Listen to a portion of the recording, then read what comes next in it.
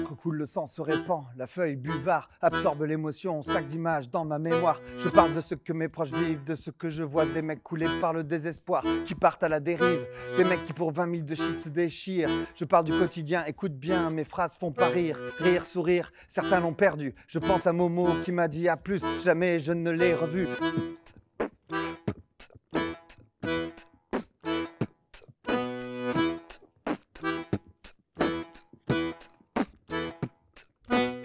Tennis griffé, survette, capuche sur la tête, écouteurs dans les oreilles, Momo sort de chez lui. Sûr que c'est cliché comme tenue, mais quand on a 14 ans au lilas, on s'habille pas en costard cravate, c'est la vie, c'est la loi.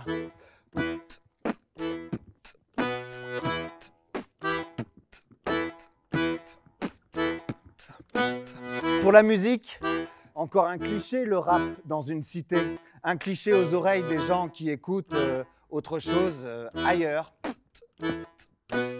Dans les écouteurs de Momo, le son est à fond, le flow dégouline dans ses oreilles. Et à l'extérieur, qu'on sache ce qu'il écoute, pour qu'on sache qui il est. La musique est une identité, pas question de la garder pour soi. Il faut exister, se projeter à l'extérieur, dans le monde. Sinon, tu te fais écraser comme une merde par les autres et tu deviens une ligne dans les journaux, une tache sur le bitume, jusqu'à ce qu'on nettoie ta mort.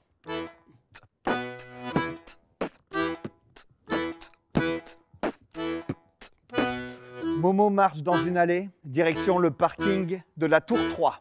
Ce parking, c'est son Far West. Le vent en rafale balaye un Arizona de bitume avec ses troupeaux de voitures comme des bisons métalliques. Il est 15 h, Momo croise une femme, une habitante de la Tour 2, pas de doute. Avisant Momo, elle baisse les yeux, accélère le pas, presque imperceptiblement, fait comme si elle ne l'avait pas remarqué, pas reconnu.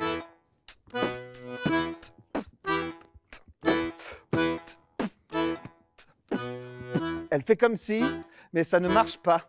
Momo sourit, continue son chemin. En son fort intérieur, il est un titan, colosse immense entre ciel et terre, invulnérable, craint de tous. Il triomphe. Il aime cette peur qu'il suscite rien qu'en étant là, simplement parce qu'il est lui. Il n'a rien dit, rien fait. Il marche et cependant, autour de lui, on flippe. Au cœur de l'Arizona, au pied de la rocheuse 3, ses potes l'attendent. Vas-y, t'as vu l'heure? Aboie Démon, que personne n'a le droit d'appeler par son prénom, Didier, même pas sa mère. Oui, Momo a vu l'heure, 15 h 10, et après? Ils ne vont nulle part. On ne les attend pas, ils n'attendent rien. Ils s'attendent un peu, c'est déjà ça. Momo allume une clope, fronce les sourcils, genre j'en ai besoin, j'ai des soucis. C'est ce que dit le visage de sa mère, de sa daronne, chaque fois qu'elle en allume une. Des gens entrent et sortent de la Tour 3, tête basse, regard rase-bitume et fierté rase-moquette, comme la femme tout à l'heure. Ils contournent la bande, rassemblés devant l'entrée, disent pardon en tentant de se frayer un chemin, désolé s'ils frôlent un bras, une main. Ils s'écrasent, comme on dit. Momo, lui, écrase sa clope. Au fait, on est le combien? Samedi 2. Merde! Momo regarde sa montre, 15 h 45. Je me tire, les gars! Momo court, à en perdre son froc, à en perdre haleine, à en perdre son flot. Tour 2, 16 h. Il doit y être avant elle. Il reprend son souffle devant la porte vitrée, 15 h 55. Il est à l'heure, forcément. Il faut qu'il soit arrivé à temps. Il la voit, au loin, descendre du bus à l'arrêt Camille Claudel, avancer tranquillement, ses cheveux au vent, sublime crinière fauve dans son désert du Grand Ouest de la ville. Et la peau du visage légèrement ambrée, les yeux noirs, une nuit sans fond, un ciel d'encre. Salut! Salut! Voilà, c'est fait. C'est fini. Jusqu'au 1er samedi du prochain mois. Elle ne lui a même pas souri. Elle a appuyé sur l'interphone, a poussé la porte et simplement laissé derrière elle un parfum, trace enivrante que le vent du Far West emporte violemment. Pénélope, elle s'appelle. C'est un beau prénom, hein? Pénélope rime avec antilope. Il se laisse pénétrer par la musique de ce prénom. Pénélope. Il ne sait presque rien d'elle. Il s'est rencardé, mais a fait chou blanc. Pénélope vient rendre visite à un membre de sa famille une fois par mois, le 1er samedi, voilà. Et ça fait 4 mois depuis le jour où il l'a vue pour la première fois. Et ça a été un orage dans son désert, une tornade dans son Arizona. Quand il n'est pas avec ses potes, quand on lui fiche un peu la paix, il fait une collection de Pénélope. Il a trouvé d'abord une chanson d'un certain Georges Brassens, dont il a recopié les paroles. Momo s'y est un peu reconnu entre 2 mots compliqués. Il est son Ulysse de banlieue. Il a trouvé ensuite le texte d'un jeune poète prénommé Aubin, dans un recueil intitulé « Les enfants d'Orphée ». Puis au CDI du collège, il a imprimé en couleur une peinture de Waterhouse. Mais ça ne suffit pas, car plus sa collection de Pénélope s'agrandit, plus il a faim. Son amour croît à mesure que ses pensées se concentrent sur elle. Et là, debout, à l'entrée de la tour 2, il se dit qu'il ne peut pas attendre un mois de plus, que ce simple salut ne va pas le nourrir pendant 30 jours, qu'il crèvera avant, comme un apache évadé de sa réserve et paumé en plein canyon. Il faut qu'il lui parle aujourd'hui.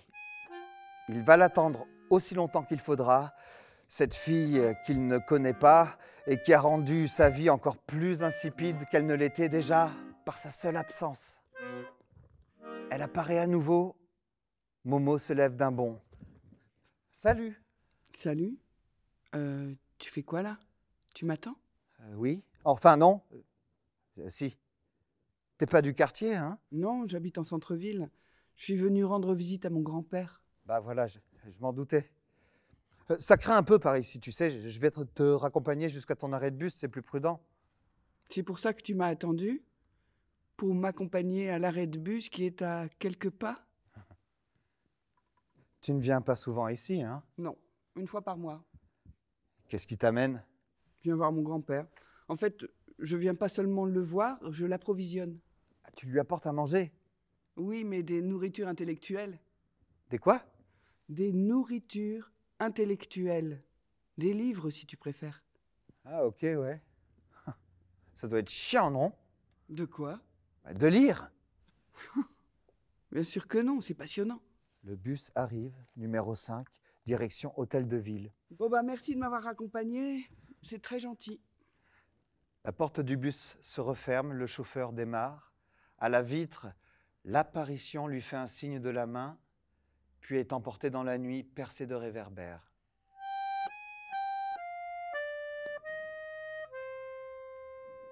Wesh, salut, ça va? Lance démon en checkant. Seul Momo l'ignore, ne tend pas la main. Wesh, qu'est-ce qu'il a l'autre? Vas-y, lâche-moi, rétorque Momo. Je suis en bad, hein, j'ai pas le droit. Un silence pesant s'installe dans leur désert de bitume, devant la tour 2. Le vent s'engouffre entre eux. La bande attend Kyrian. Ce mercredi après-midi, ils ont prévu d'aller faire un foot.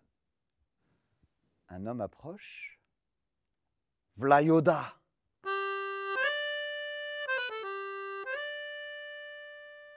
Les garçons l'ont surnommé ainsi parce que l'homme est vieux, son visage est criblé de rides et ses cheveux blancs et rares font ressortir ses immenses oreilles. Ils le détestent, Momo en particulier, parce que Yoda n'a pas peur d'eux et qu'il n'hésite pas à les réprimander avec sa voix rauque et sa vieille canne toute pourrie qu'il semble prêt à manier comme une arme. Justement, le voilà qui frappe le sol du bout de sa canne. « Allez, mais poussez-vous donc de là, vous voyez pas que vous gênez? Vous vous croyez tout seul ou quoi ?» « Au respect, papy, rétorque Démon. Tu te prends pour qui à nous causer comme ça? Tu crois qu'on a peur de toi? Je te demande pas d'avoir peur, crétin. Je te demande de me laisser passer. Vous êtes devant la porte, là, comme un troupeau de moutons. Tu demandes gentiment, papy, et on te laissera passer, c'est tout. Ah ah ah, cette blague. Faut que je te demande la permission pour rentrer chez moi, mais on rêve, là.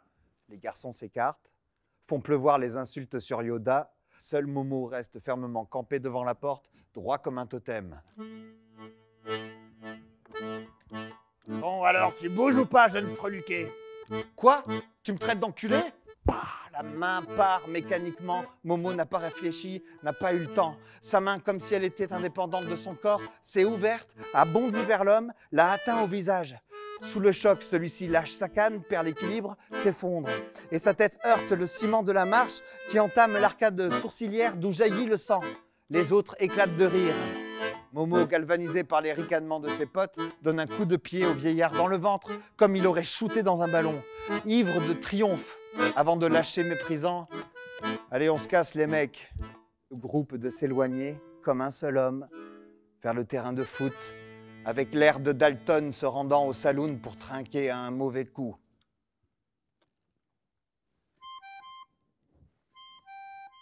Évidemment, la nouvelle a fait le tour des lilas. Les pompiers sont venus. La tour 2 était en émoi. Après les sirènes, les caméras sont arrivées.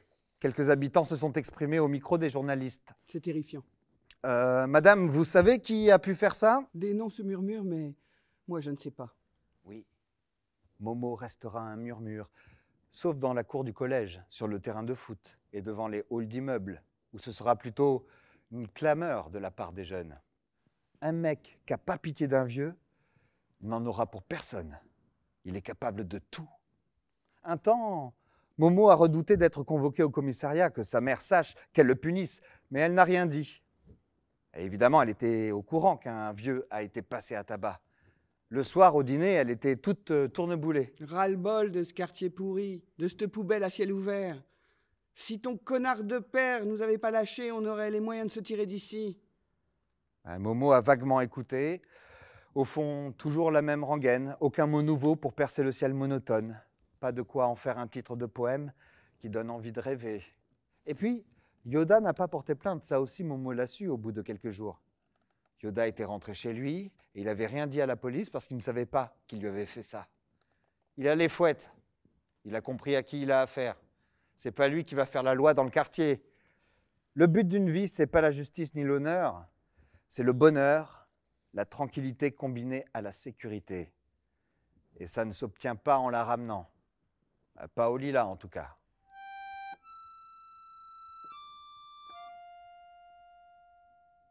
Momo en a le cœur tout retourné, à la limite du vertige.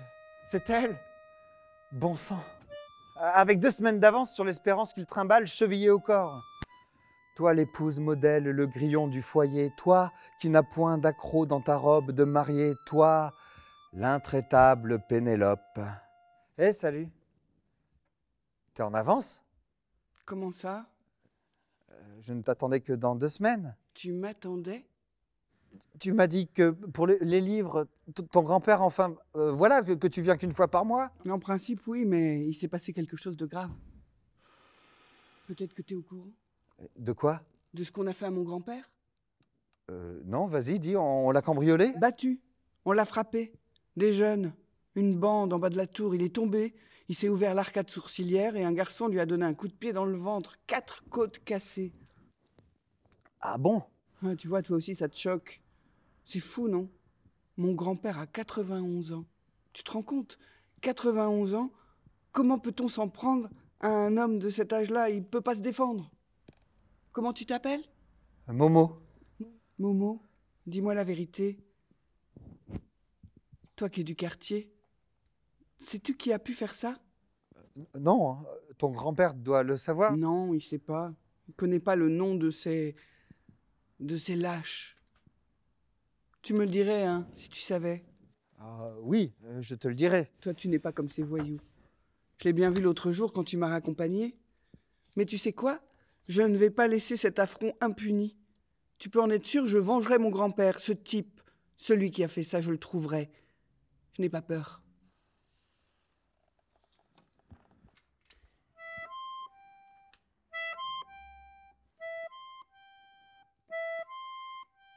Le lendemain, dans la cour de récré du collège, derrière un platane où il se grille une clope, Momo demande à Démon Tu sais la fille qui vient une fois par mois? La fille super bonne là? Ouais.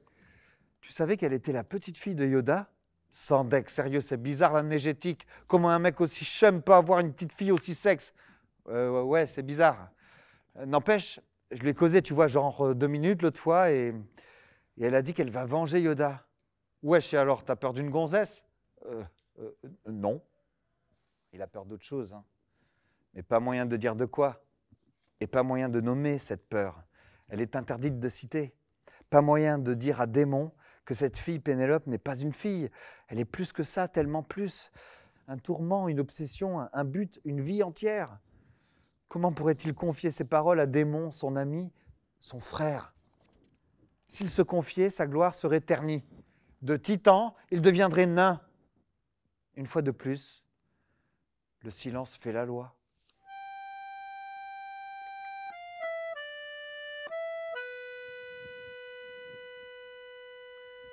Tu es là? Elle semble soulagée, et quand elle sourit soudainement, il fait beau sous la pluie. 16 heures, hein, comme d'habitude. Pénélope sourit à nouveau, et comme elle sourit, il se sent beau, il se sent fort. Puis la gifle, le retour à la réalité. Momo, dis-moi, tu ne sais toujours pas qui s'en est pris à mon grand-père? Non. Ce nom lui fait un mal de chien, il se sent malade de honte. Qu'est-ce que tu feras si tu le trouves, le type? Je ne sais pas, mais je le saurai le moment venu. Quand je serai face à lui, quand il aura un visage. Ça m'obsède, tu peux pas savoir, Momo. J'y pense tout le temps. Je suis tellement en colère et parfois, j'ai l'impression que cette colère va me rendre folle, qu'il faut qu'elle sorte, qu'il faut qu'elle frappe, sinon je ne dormirai plus tranquillement, plus jamais. Non, hein, je te comprends. Hein. Je connais ça, la colère. Hein. Oh, oui, je la connais, mais des fois, moi, je ne sais pas pourquoi je suis dans cet état. Sur sa joue, elle dépose ses lèvres, soudainement, brutalement, maladroitement, rougies. J'y vais. À samedi, hein. Elle se détourne. Il a le tournis. Momo porte sa main à sa joue, juste là où il y a 3 secondes à peine étaient la bouche, les lèvres de Pénélope. Il ne se lavera plus à cet endroit, jamais. Il voudrait arracher ce bout de peau, le mettre dans sa collection de Pénélope. Penché sur tes travaux de toile, les soirs de vague à l'âme et de mélancolie, n'as-tu jamais en rêve au ciel d'un autre lit compté de nouvelles étoiles?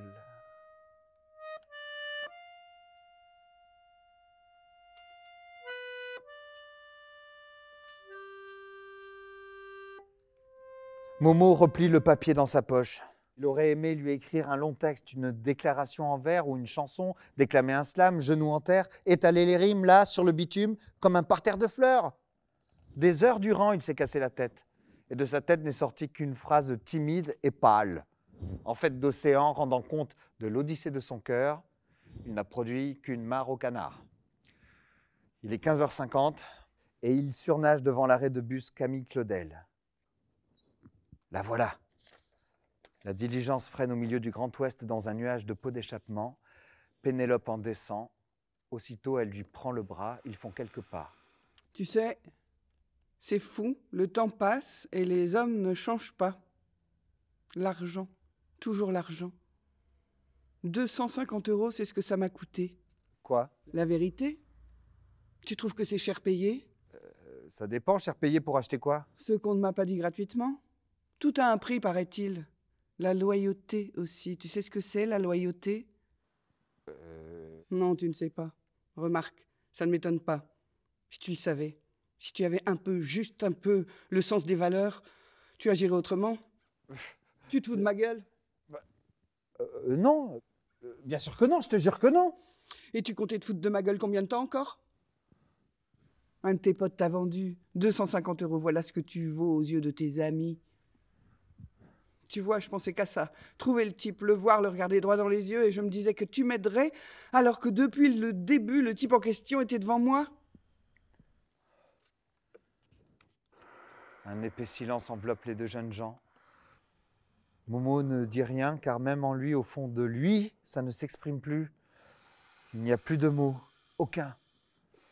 Dans son désert de conscience, seul s'agite le cœur et se noue le ventre comme un point d'exclamation, tandis qu'il a le souffle en point de suspension. Le bruit est terrible et semble d'autant plus fort que l'espace est silencieux. Il fait résonner la gifle profondément, jusque dans les tripes de Momo qui chancelle sous le cou. La seconde claque arrive aussitôt sur l'autre joue, celle qu'il tend sans s'en rendre compte, plus violente encore. Pénélope y a mis toute sa colère. La colère entassée sombrement depuis 3 semaines. Momo, lui, a la dévastation souterraine. Alors elle le regarde et l'achève en 5 mots. T'es qu'une merde. Dans sa poche, celle où Momo a glissé sa main, se déchiquettent et se noient les lignes. Pénélope, tu es mon Odyssée. Sauve-moi des mers et de ma solitude salée.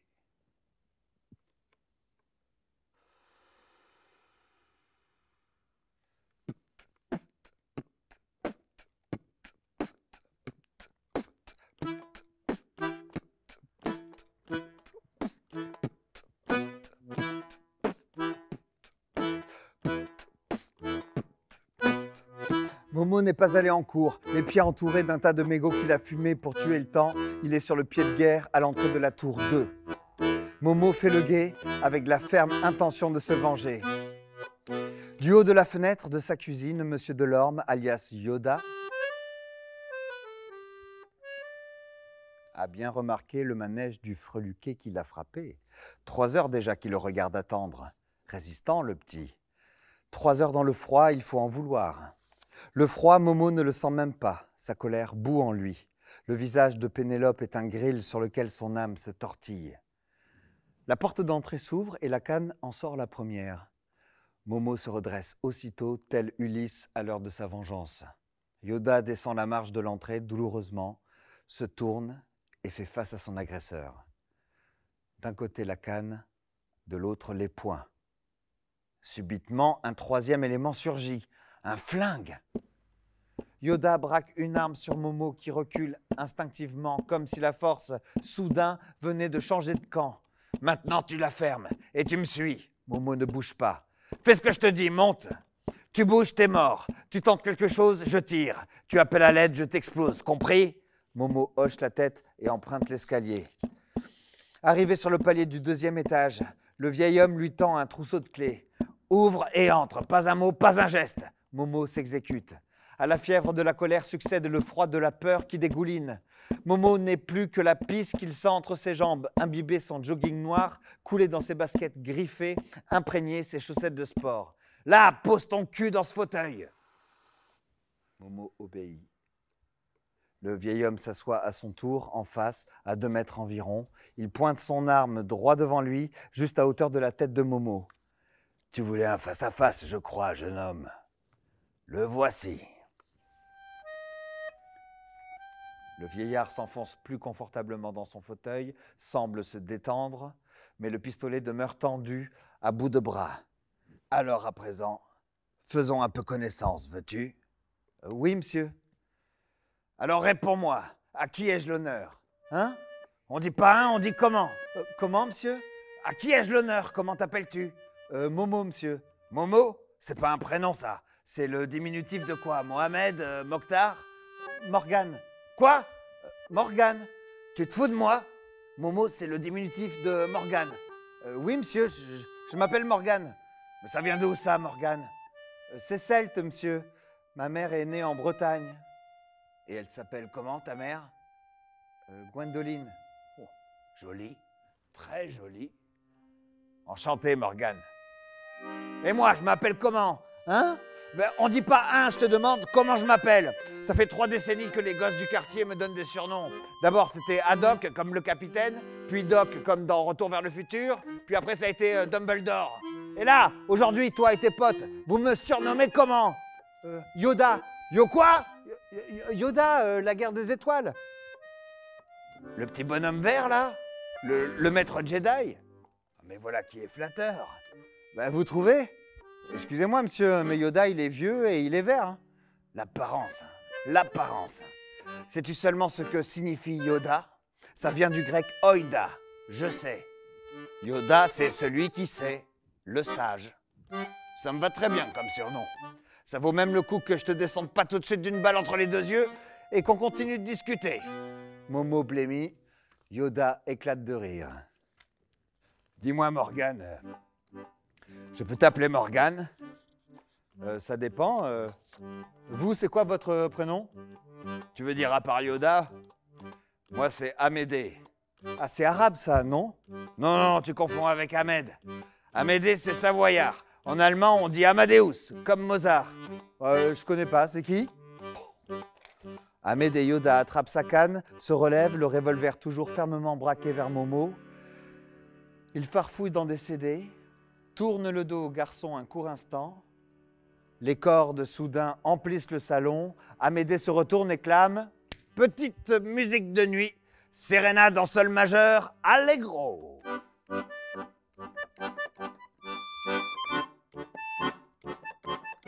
Momo écoute attentivement. Ah oui, bien sûr, il connaît ça. Ça lui revient, c'est célèbre, c'est dans...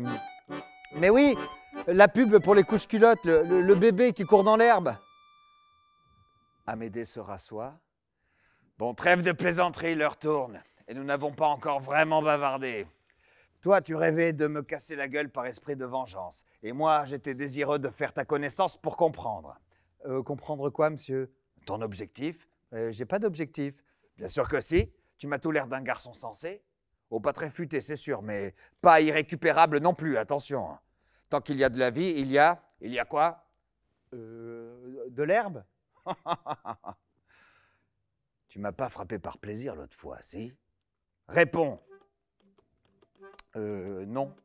Alors quoi? Vas-y, parle. Tu sais te servir de tes poings et les mots. Tu sais t'en servir, hein? Tu sais ou pas? Je vous déteste. Pardon? Je vous hais, voilà. Vous pouvez me tirer dessus, je m'en bats les couilles. Tout le monde vous déteste. Nous, les jeunes, on vous chie dessus. Encore! L'encourage à m'aider, comme s'il entraînait un boxeur. Je vous emmerde, monsieur, vous me faites chier. Tous les jours, tout le temps, vous me faites chier. Pourquoi? Parce que... Allez, vas-y, dis-le! Parce que vous n'avez pas peur. On vous fait pas peur, vous n'avez rien à foutre de nous. Hein. Tout le monde baisse la tête, et pas vous. Vous vous prenez pour qui? Et pourquoi j'aurais peur, petit malin? Pourquoi je baisserais la tête, hein? Dis pour voir. Parce que vous n'avez pas le choix, parce qu'on l'a décidé, parce qu'on domine. Tu domines rien du tout, petit con. Même pas toi-même. La preuve, tu t'es pissé dessus tout à l'heure. Faire peur aux gens, c'est la seule façon que toi et tes potes vous avez trouvé pour dominer votre propre trouille.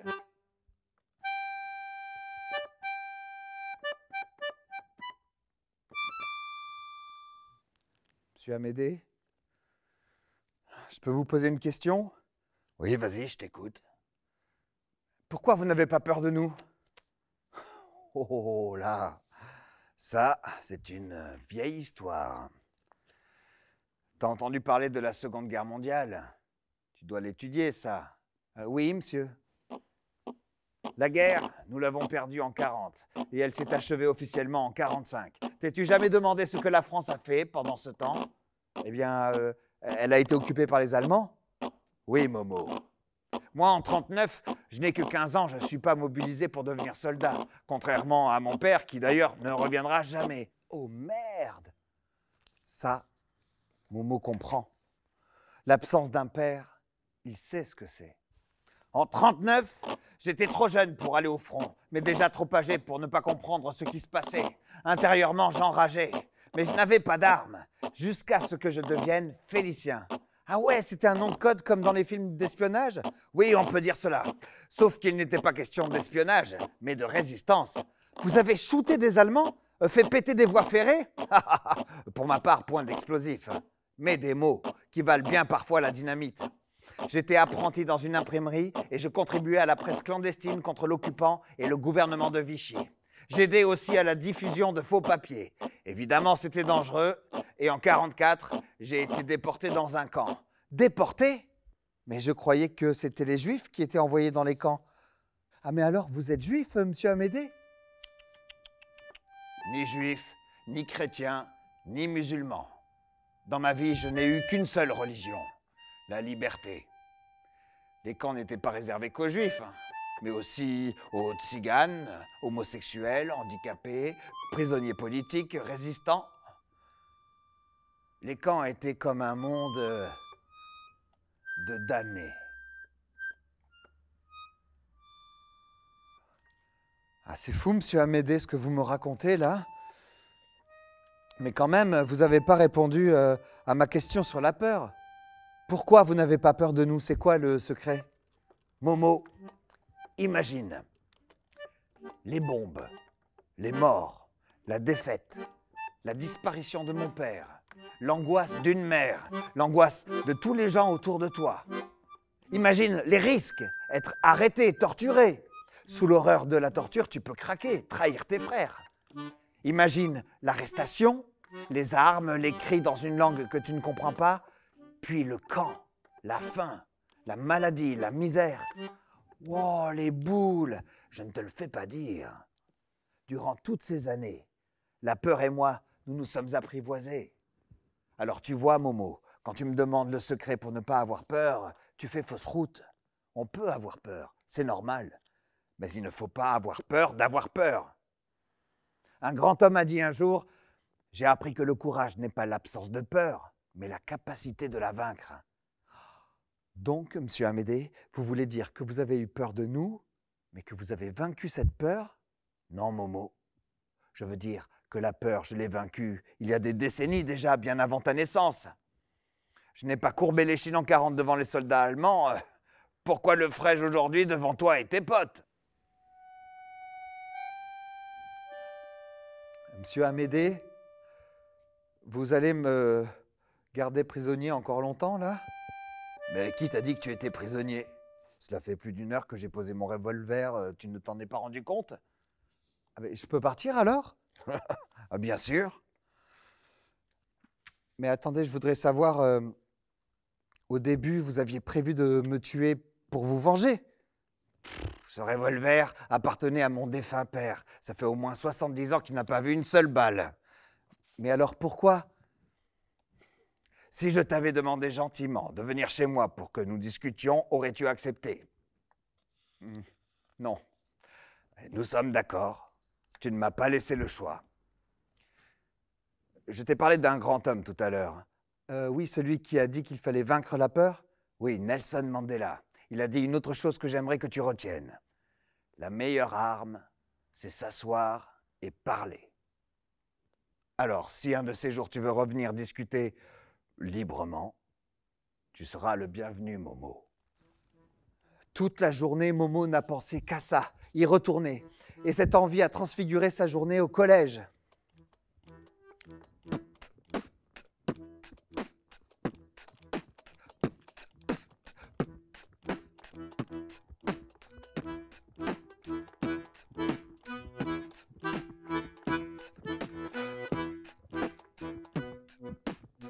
« 15h45, Momo ne traîne pas, n'attend personne, il est pressé.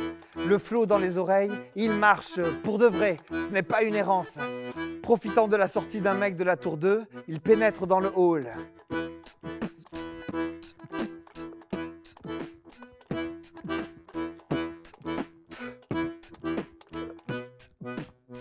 Parvenu au 2e étage, il sonne.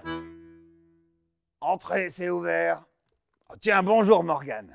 Qu'est-ce qui t'amène? Monsieur Amédée, vous laissez toujours la porte ouverte comme ça? Vous dites « entrez » sans savoir qui c'est ouf, non? Qu'est-ce qu'il y a de fou? Je suis chez moi, pas en prison. Je ne vois pas pourquoi je m'enfermerais à triple tour. Bah les voyous, monsieur Amédée, la racaille, les voleurs. Bof, oh, la racaille, il n'y en a pas tant qu'on le dit. Hein. Après tout, t'es venu pourquoi, toi? Me voler ma vieille télé ou mes disques de Mozart? Momo sourit. Quand même, hein, monsieur Amédée, vous n'êtes pas prudent. Hein. Imaginez que je sois revenu avec des potes pour me venger, vous faire du mal. Ah, l'imagination, Morgane. Je n'en manque pas, hein. Mais quand je m'en sers, je préfère éviter que ce soit pour me fabriquer des cauchemars. Sérieux, monsieur Amédée? Vous n'avez pas eu peur, là, en me voyant débarquer chez vous à l'improvisation? Non, Morgane, je n'ai pas eu peur. J'ai confiance en toi. Et tu sais pourquoi? Hier, tu m'as dit ton nom. Ton vrai nom, Morgane. Et surtout, celui de ta mère, Gwendoline. Toi, tu te méfierais d'un homme qui prononce le prénom de sa mère? Momo sourit intérieurement. Yoda a dit un homme. Il l'a qualifié comme ça? Tu sais, Morgane, je crois que notre cerveau a tendance à fonctionner comme un plateau de dames ou un échiquier. Le noir d'un côté, le blanc de l'autre, le mal et le bien, les cow-boys et les Indiens, les Allemands et les Français, les collabos et les résistants, les riches et les pauvres. On divise tout en deux et après on bugle « choisis ton camp ». Mais on passe à côté de toutes les nuances de gris et on finit par raconter n'importe quoi. Par exemple, tous les Allemands n'étaient pas des nazis, loin de là. Enfin, je ne veux pas t'embêter avec mes histoires. Vous ne m'embêtez pas, monsieur Amédée. Vous me changez de ma vie.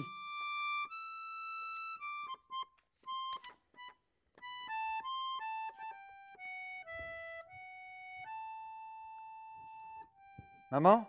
Maman? Maman, je peux te poser une question? Non, j'ai pas de fric à te filer. Oh, mais c'est pas ça, maman. Dis-moi comment ils s'appelaient mes grands-parents déjà. Ta grand-mère Adénora et ton grand-père Ronan.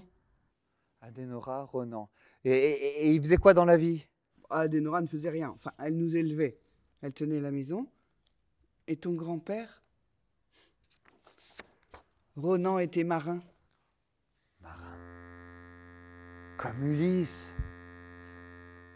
Et sa grand-mère Adénora, qui telle Pénélope, attendait son retour, assise au foyer de l'ennui et de la tapisserie de la patience. Marin. Momo allume son PC. Son odyssée internautique le conduit à Hemingway, le vieil homme et la mer. Il découvre aussi le radeau de la Méduse, avant de filer vers des vies de marins illustrées de vieilles photographies jaunies pour finalement accoster sur une annonce.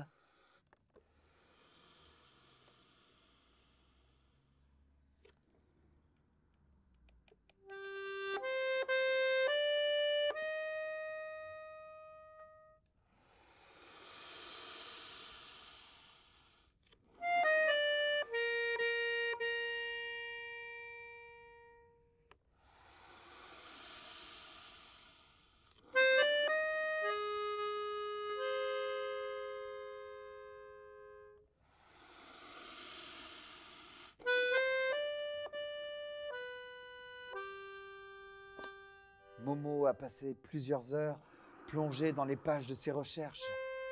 L'esprit en apnée, ivre de son errance hasardeuse, sourd à tout ce qui n'était pas les profondeurs de la mer. Puis brutalement, à 15h45, il a levé l'ancre. « Manche, file, j'ai rendez-vous !» Samedi, elle viendra, forcément. Il se sent plein de rage, mais d'une rage nouvelle, une rage de vaincre. Il a le cœur toute voile dehors. « Pénélope, Pénélope, j'ai fait la paix avec ton grand-père. Quoi, tu lui as parlé? T'as osé? Je suis désolé de ce que j'ai fait, nul. C'était vraiment nul. Je veux pas t'écouter, casse-toi. Je veux devenir marin, tu sais, ouais, et puis à m'aider. Ne prononce pas son nom, t'as pas le droit. De la fenêtre de sa cuisine, un vieil homme assiste impuissant au naufrage et comprend. Ben voilà, grand-père, tu sais tout. Ouais, j'aurais voulu te venger encore plus. Ah, la vengeance, Pénélope, c'est le mauvais visage du courage. Mais c'est pas pareil, grand-père. C'est plutôt comme dans le Cid de Corneille. Tu es trop âgé pour te défendre. Il était normal que ce soit moi qui m'en charge. Et alors, es-tu Rodrigue qui lave l'honneur de son père ou Chimène qui rejette son soupirant? Si j'ai bien compris, ce jeune-là que tu as giflé, Momo, il en pince pour toi, hein? On dit plus en pincé de nos jours, grand-père. Et je ne me vois pas plus en Rodrigue qu'en Chimène. Et puis d'ailleurs, même pas besoin de vendetta. Tu connais le nom de ton agresseur maintenant, tu vas pouvoir porter plainte. Je ne peux pas aller à la police et dénoncer ce garçon. C'est un gosse, un môme. C'est un délinquant. C'est un gosse qui a commis un acte indigne et délictueux. Ça n'en fait pas par essence un délinquant. Pas encore, pas déjà. Ah mais admettons, mais pour cet acte, il faut bien qu'il paie. Il a payé, Pénélope. Tu l'as giflé et moi, je lui ai foutu la frousse. C'est pas assez. Il doit payer plus cher. Et combien? C'est pas à nous d'en décider. La justice est là pour ça. Et tu t'en es soucié de la justice, toi, quand tu as frappé ce jeune homme? Tu t'en es soucié de la justice quand tu as déposé ta petite annonce sur le net pour acheter une délation?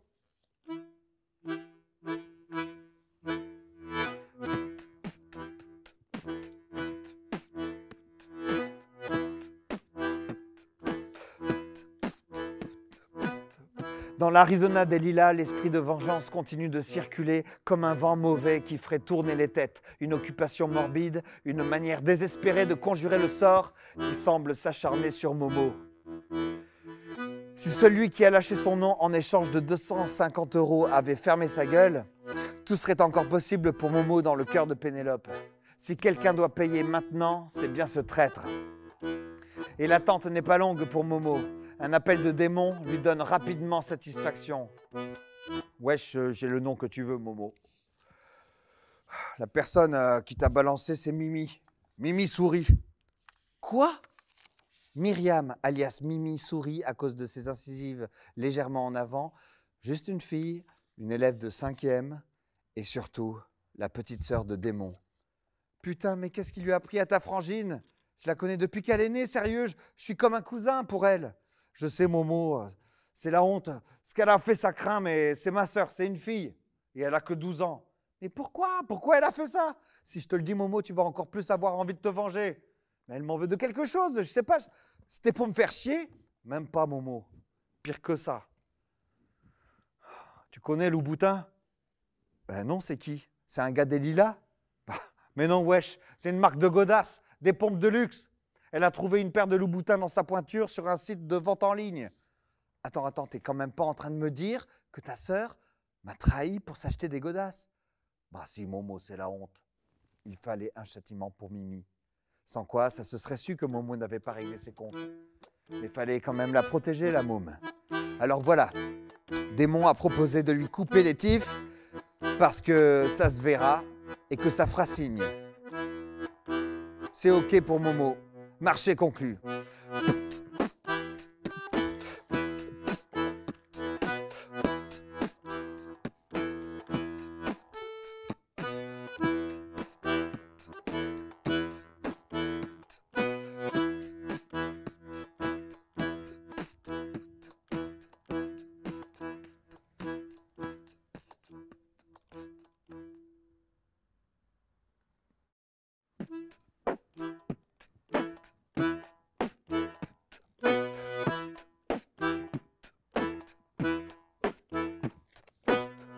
En ce mercredi après-midi, la bande de potes est réunie comme à son habitude au pied de la tour 2. Foot, cinéma, kebab, le débat est lancé. Qu'est-ce qu'on fait? Un bruit de canne martelant le bitume suspend soudain les conversations. « Hé, poussez-vous là !» braille Momo, avant de se ruer sur la porte et de l'ouvrir. « Bonjour, monsieur Amédée, ça va bien ?»« Ça va, Momo, ça va, mais… fraîchement, hein ?» Les autres qui se sont écartés le regardent avec des yeux hallucinés. « T'es ouf ou quoi ?» lance Démon une fois Yoda parti. « Quoi? Et il y a quoi, les gars? Vous savez qui c'est, lui? Il a fait la guerre. Je me suis rencardé. Et même la résistance contre les Allemands. Respect, les mecs, respect !» Les autres approuvent, un peu incrédules. Mais bon, si Momo le dit, wesh, la guerre quand même, hein, respect. Marin, ben ça c'est un beau métier, a dit Yoda. Parce que c'est sans doute l'un des seuls qui ait traversé l'histoire de l'homme. Je comprends pas. Articule, Momo, je ne comprends pas. Tu es jeune, tu as le temps. Qu'est-ce que c'est que cette manie d'avaler les mots comme si ta parole était chronométrée? Donc, je disais que l'homme naviguait déjà dans l'Antiquité. Et avant. Voilà pourquoi c'est un beau métier. Il fait partie de nous, de l'homme, de son histoire. Momo hoche la tête, fier d'avoir embrassé un projet de carrière qui a de l'envergure et qui suscite l'adhésion des vieux.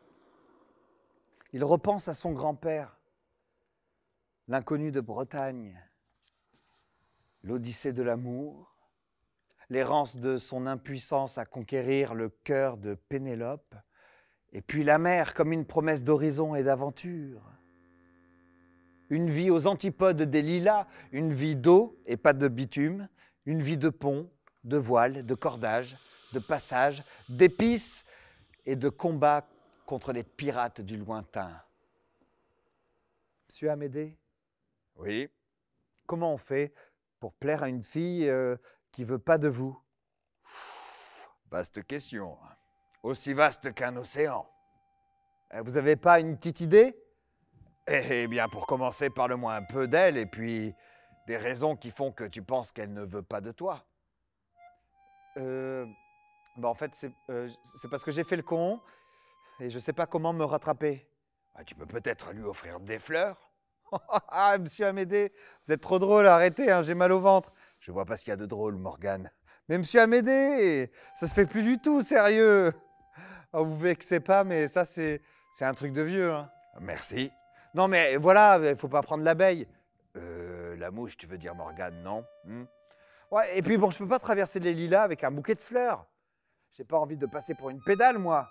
Vous vous rendez pas compte, hein, je pourrais me faire casser la gueule.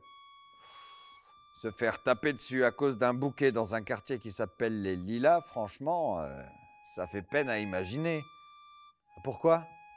Ça veut dire quoi, les Lilas, en fait? Tu ne le sais pas? Seigneur, mais qu'est-ce qu'on t'apprend à l'école? Bon, de toute façon, la fille que j'aime, les fleurs, c'est pas son genre. Et puis, fâchée comme elle serait foutue de me le faire bouffer, mon bouquet. Bien. Alors, quel est son genre à cette jeune fille?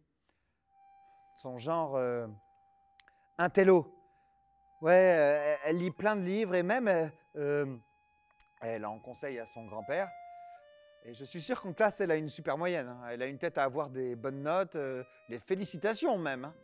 Alors, dans ce cas, si elle aime lire, pourquoi ne pas lui offrir un roman? Ben, je ne saurais pas lequel choisir.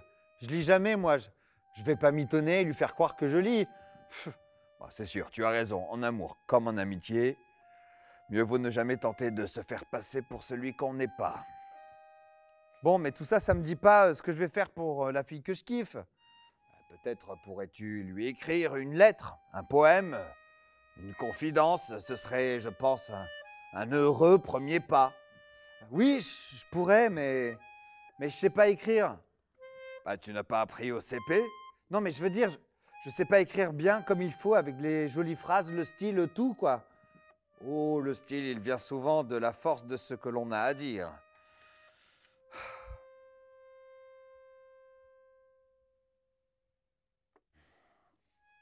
Mais dis-moi, Momo, je pense à une chose. Cette fille, elle n'aurait pas, par hasard, hein, un grand-père que tu connais personnellement et qui pourrait jouer les facteurs? Momo ouvre de grands yeux. Bon sang, mais comment sait-il? Comment a-t-il compris?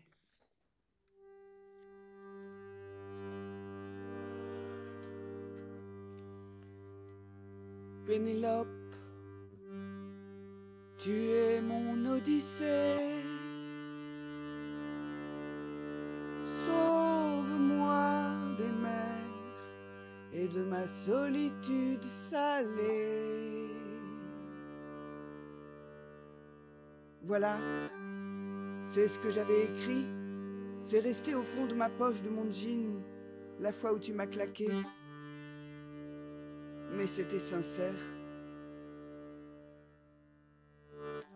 Pénélope replie la feuille, sourit, puis aussitôt elle s'en veut.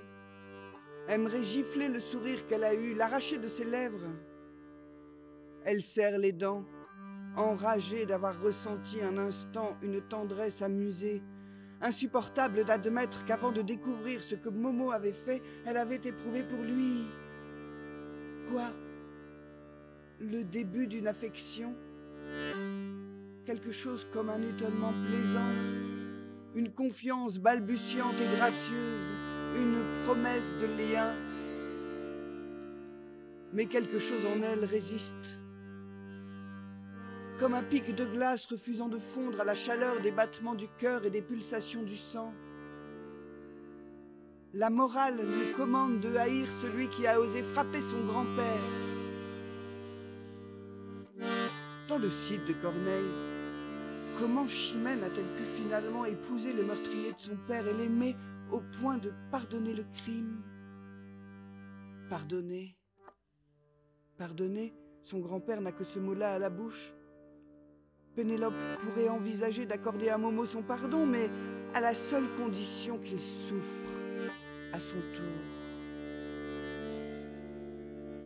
Peut-être que s'il était passé à tabac par un mec de sa cité, peut-être que s'il se retrouvait sur un lit d'hôpital avec une jambe cassée et le visage lacéré, alors une forme de justice aurait été rendue, l'équilibre serait retrouvé et l'affront serait lavé.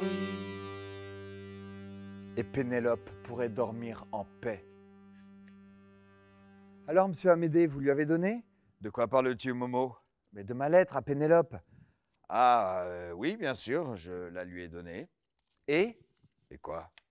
Bah, je sais pas. Dis-moi, Morgane, tu n'imagines quand même pas que parce que tu lui as écrit un mot, elle va te sauter au cou. Si tu veux mon avis, ce n'est pas un mot qu'il va falloir lui écrire, mais 5, 10, 20 peut-être. Tu l'aimes ou non? Je la kiffe, ouais. Tu la kiffes. Mais qu'est-ce que c'est encore que ce mot pour ne pas nommer les choses? Et puis tu parles de ma petite fille, je te rappelle. Surveille ton langage, veux-tu? Mais monsieur Amédée, c'est comme ça qu'on dit de nos jours. Non, Morgane, ça ne dit rien kiffer. C'est un voile, un masque pour les poltrons du sentiment. Ne me traitez pas, monsieur Amédée, hein? Quoi? Parce que je te dis quelque chose qui ne te plaît pas, alors ça y est, c'est une insulte? Non. Alors quoi? Écris encore. Allez, bouge-toi. Rame un peu, comme Ulysse en pleine mer. Que crois-tu qu'il faisait? Qu'il bronzait sur le pont en attendant d'arriver quelque part? Mais je suis nul, monsieur Amédée. Je sais pas écrire ce que j'ai dans les tripes. Mais bourricot, c'est bien pour ça que je te dis d'écrire encore et encore. Tu n'as pas appris à courir en un jour que je sache. Entraîne-toi et puis lis. Tant d'hommes ont aimé avant toi, écrit avant toi, pleuré avant toi. Et finalement, trouvé les mots pour dire leurs mots. Quoi de mieux que les grands poètes pour t'inspirer? Mais je les trouve où, là, vos grands poètes? Louise Labbé, là, ça te dit quelque chose? Non. C'est pourtant le nom d'une grande poétesse et accessoirement celui de la bibliothèque des Lilas. Tu sais, le drôle d'endroit où on entasse des livres en attendant que quelqu'un ait envie de les ouvrir. Ah, arrêtez de vous foutre, hein, monsieur Amédée. D'ailleurs, tout ça, c'est un peu votre faute quand même. Hein, parce que le jour où j'ai déconné, où je vous ai, oui, frappé, oui, voilà, c'est ça. Bien aussi, ce jour-là, vous m'avez traité d'enculé. Hein? Momo, mais jamais. Tu entends, jamais je n'aurais employé un tel mot. Freluqué. Je t'ai appelé freluqué, pas enculé. Freluqué, mais c'est quoi ce mot? Cela signifie petit, mince et prétentieux. Ah ouais, tout ça? Ben, jamais entendu. Yoda s'enfonce dans son fauteuil, épaules basses, lourdes, douloureuses. Il pousse un profond soupir. Si un jour la France connaît à nouveau la guerre sur son territoire, ce sera à cause de ça, Morgane. À cause des mots, ou plutôt de leur absence. Celui qui en maîtrise 1000 et celui qui en connaît 8000 auront du mal à se comprendre. Ce qui fait la nation, sa langue, la défera. Et nous nous entretuerons sur les restes fumants d'une communication dépecée. Hein?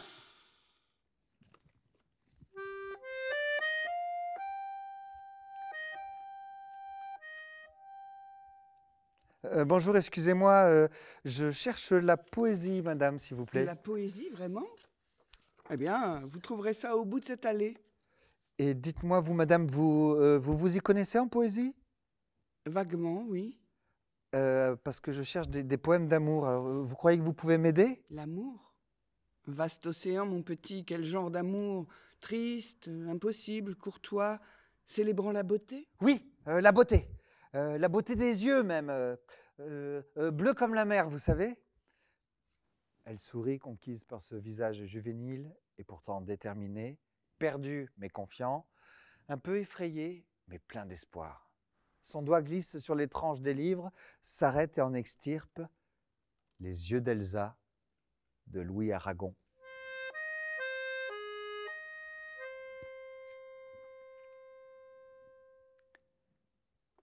Tes yeux sont si profonds qu'en me penchant pour boire, j'ai vu tous les soleils y venir se mirer. Si jeter à mourir tous les désespérés, tes yeux sont si profonds que j'y perds la mémoire. Momo n'a pas vu le temps passer. À l'ombre des oiseaux, c'est l'océan troublé, puis le beau temps soudain se lève et tes yeux changent. L'été taille la nue au tablier des anges, le ciel n'est jamais bleu comme il l'est sur les blés. Momo n'a pas tout compris, pas tous les mots, mais le sens semble au-delà du sens, dans la musique, les sons, le rythme. Et c'est bien Pénélope en Elsa, et c'est bien son désespoir dans ces lignes trop brèves. Il y trouve comme une vérité impossible à résumer, et dont il ne peut détacher les yeux, pris au piège du miroir tendu. Les vents chassent en vain les chagrins de l'azur. Tes yeux plus clairs que lui lorsqu'une larme y luit. Tes yeux rendent jaloux le ciel d'après la pluie. Le verre n'est jamais si bleu qu'à sa brisure. En attendant de savoir écrire comme ça, et il peut copier, recopier. Il advint qu'un beau soir, l'univers se brisa. Sur des récifs que les naufrageurs enflammèrent, moi je voyais briller au-dessus de la mer les yeux d'Elsa, les yeux d'Elsa, les yeux d'Elsa. On est le premier samedi du mois et Pénélope viendra. S'il court, oui, s'il court, il aura le temps de recopier, ou au moins de déchirer les pages pour les lui donner. Il aurait dû faire attention à l'heure, 15h25 déjà, le temps est compté, mais il court vite, et le vent dans ses oreilles couvre tout bruit, toute alerte, et son cœur hurle les vers, comme il prend de la vitesse, ivre et fou de sa course contre la montre. Il arrivera à temps. Momo arrive même pile à l'heure, en même temps que le bus. Il n'a pas mal quand il quitte terre et s'envole, comme si une baleine, un monstre marin, avait heurté la coque de son navire de muscles et de chair, l'envoyant promener dans les airs. Évidemment, c'est l'atterrissage qui va faire mal, forcément, même en cherchant à se protéger, même rassemblé en boule. Reste à serrer les dents, fermer les yeux, un bref instant, entre ciel et bitume. Tout le bus a hurlé. Le chauffeur a freiné brutalement, en voyant valdinguer dans l'allée les passagers restés debout qui se relèvent à présent du tas humain qu'ils ont formé sous la violence du choc. L'homme au volant, d'abord tétanisé, empoigne sa radio, demande presque en criant qu'on appelle une ambulance. « Mais poussez-vous » hurle un homme, « je suis secouriste !» La mer des passagers se fend, laisse un mince couloir pour l'homme qui nage à contre-courant de la panique. Il descend du bus, suivi bientôt par les autres passagers, tandis que les sirènes d'une ambulance crient comme des mouettes. Seule à bord reste celle qui a vu, qui sait, parce qu'assise à l'arrière, elle a regardé courir comme un forcené, ému. Tu voulais la justice. La voilà.